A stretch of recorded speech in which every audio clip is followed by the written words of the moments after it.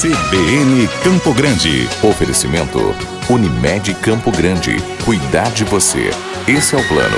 E Centro Universitário Unigran Capital. Somos os melhores. Somos Unigran. Estamos de volta com o CBN Campo Grande, 10 horas e 41 minutos.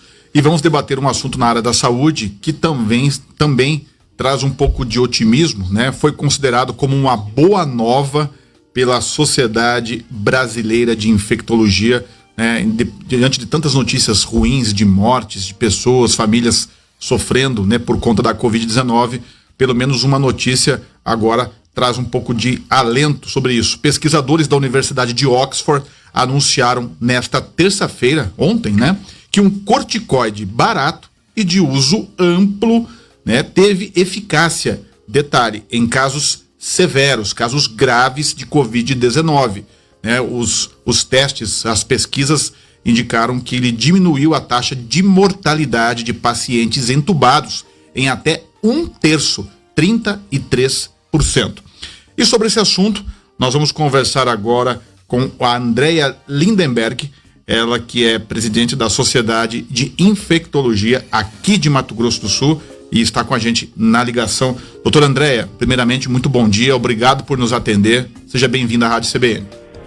Obrigada, Ginês, bom dia, agradeço o convite. Doutora, eu quero destacar aqui que além dessa notícia que é internacional, chamou a atenção, né? Trazendo aqui para o nome do remédio, dexametasona, é um corticoide, mas também houve aí, né, um comunicado, um informe da Sociedade Brasileira de Infectologia sobre essa descoberta. Né? Então, o presidente da Sociedade Brasileira, Dr. Clóvis Anis da Cunha, ele se mostrou ali bastante otimista. É pela primeira vez que a gente consegue, pelo menos, demonstrar que há um avanço em testagens de forma comprovada contra a Covid. E isso deve ser comemorado na visão da senhora? Com certeza, Ginês. Então isso aí foi amplamente comemorado na classe médica, né? Porque desde o início aí da pandemia do coronavírus, a gente tem visto a especulação de uma série de tratamentos, mas nenhum deles cientificamente comprovado. Então, ontem a comemoração ela veio nesse sentido. Com esse estudo da Universidade de Oxford, a gente conseguiu mostrar, né, num estudo randomizado, que é um estudo que segue todo um trâmite científico, que essa medicação, que é uma medicação que já era utilizada na medicina, desde doenças de pele até a própria asma, uma medicação barata, e a gente teve comprovação, mas essa comprovação ela veio em cima de quê? De pacientes graves, pacientes que estavam em ventilação mecânica, então pacientes que estavam entubados nas UTIs, e também nos pacientes que faziam uso de máscaras de oxigênio. São pacientes que tinham uma oxigenação baixa no sangue, fizeram uso dessa medicação e essa medicação se mostrou eficaz, conseguindo reduzir aí 1 em 8 de pacientes entubados e 1 em 25 de pacientes com uso de máscara. Então isso foi uma grande vitória. Inclusive a gente vê aqui no informe da Sociedade Brasileira de Infectologia que não há apenas a comemoração, há também bem especificado os resultados da pesquisa, né? Então vamos citar, por exemplo, redução da mortalidade, no qual a senhora já falou, né? Em 28 dias de avaliação, resultado da mortalidade de 1/3, né, 33,3% dos pacientes com Covid que estavam com ventilação mecânica. Para a gente entender um pouquinho, doutora, o paciente que está com ventilação mecânica, ele está num estado bem agravado, né? Sim, a ventilação mecânica, ela é indicado quando a quantidade de oxigênio que nós temos no organismo está muito baixa. Então, quando é uma fase inicial, que o paciente está hospitalizado e ocorre a baixa de oxigênio, esses valores eles são acompanhados e quando nós não conseguimos repor esse oxigênio através de máscaras, é necessário o procedimento que a gente chama de intubação.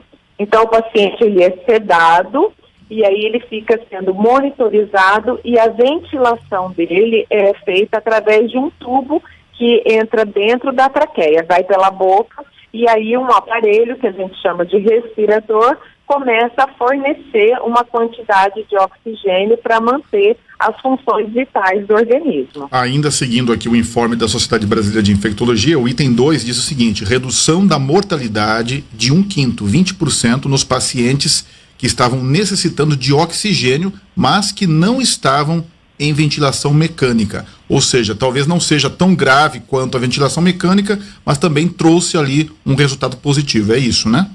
Sim, é isso mesmo. Então, assim, é uma informação que ela precisa ficar muito clara, porque hoje em dia, como existe toda essa comoção em cima do coronavírus, então a população ela precisa ficar atenta que esse sucesso ele veio em cima de pessoas que precisavam da utilização de medicação porque estavam com uma baixa oxigenação.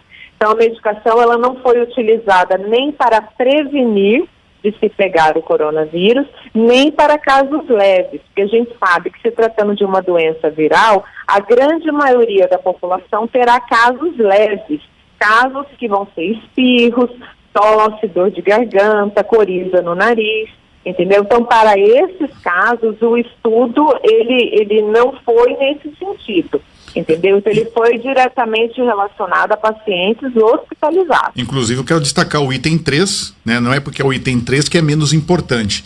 Não houve diferença nos pacientes que não necessitam de oxigênio. Ou seja, está bem claro, né, no informe aqui, que o dexametasona não provocou efeitos consideráveis, né? Não houve diferença para aqueles que a senhora acabou de citar. Não está em ventilação mecânica e não está precisando de oxigênio, o remédio não teve efeito. Então, é aquela preocupação que nós tivemos recentemente, né, das pessoas irem buscar esse remédio de forma aleatória, sem qualquer critério, né, na rede de saúde. Não é esse o caso, né, doutora?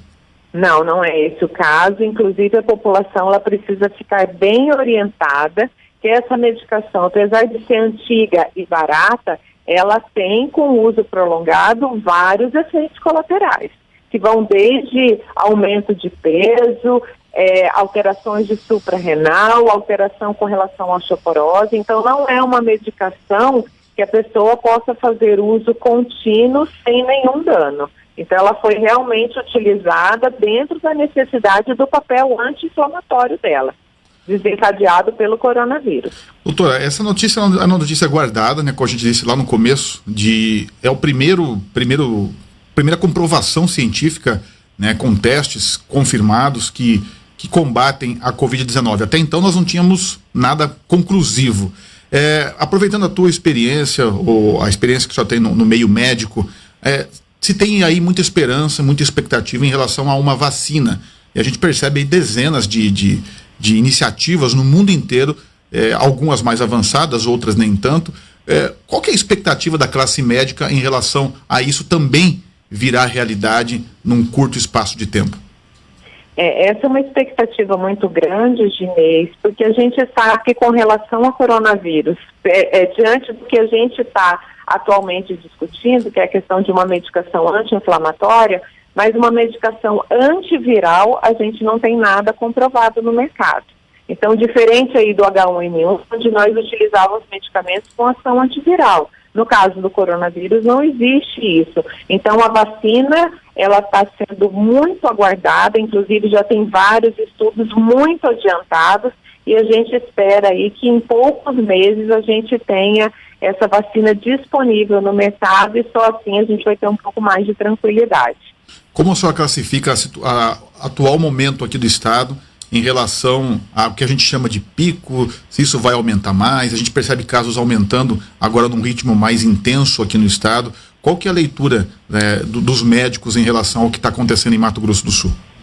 A gente vê com grande preocupação, Ginês, porque até então nós estávamos numa relação mais ou menos assim, tranquila, né? A população estava muito tranquila com relação a isso, porque os números estavam crescendo de uma maneira muito lenta.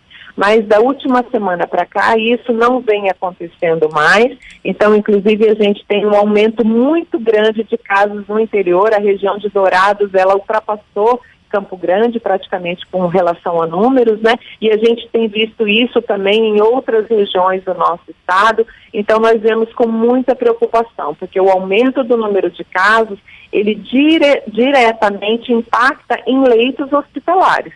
E a gente sabe que a questão de leitos, ela nunca trouxe nenhum tipo de conforto para a população. Então, nós tínhamos leitos disponíveis para as diversas patologias, mas nunca tivemos excesso e ociosidade desses leitos. Então, pensando numa doença que o paciente precisa de leito hospitalar, precisa de leito de CTI, e muitas vezes ele fica mais de 15 dias utilizando este leito, isso é uma preocupação muito grande. Inclusive, a saúde ela tem trabalhado diuturnamente no sentido de tentar evitar com que aconteça o que está acontecendo nas regiões do Rio, São Paulo, região norte. Então, a gente pede aí muita ajuda da população que mantenha o isolamento social e evite aí todas as medidas que a gente tem lutado para que não aconteçam. Inclusive, enquanto a gente estava conversando, estão sendo divulgados agora os novos dados da Covid, doutora. E chegou para mim aqui que de ontem para hoje, 379 casos confirmados em Mato Grosso do Sul. Até então não se tinha chegado a esse patamar, quer dizer, quase 400 casos de um dia para o outro. Daqui a pouquinho a gente vai trazer mais detalhes sobre esses números, o que mostra, e como disse a doutora, essa preocupação. Mas eu quero agradecer a doutora Andréa Lindenberg, que apesar de todos esses desafios, também tem uma notícia boa, que é o que nós falamos aí sobre esse remédio para pacientes em estado grave, deixar bem claro isso. Doutora, muito obrigado pela entrevista, um bom dia para a senhora. Muito obrigada, eu agradeço e me coloco à disposição. CBN Campo Grande. Oferecimento Unimed Campo Grande. Cuidar de você. Esse é o plano. E Centro Universitário Unigran Capital. Somos os melhores. Somos Unigran.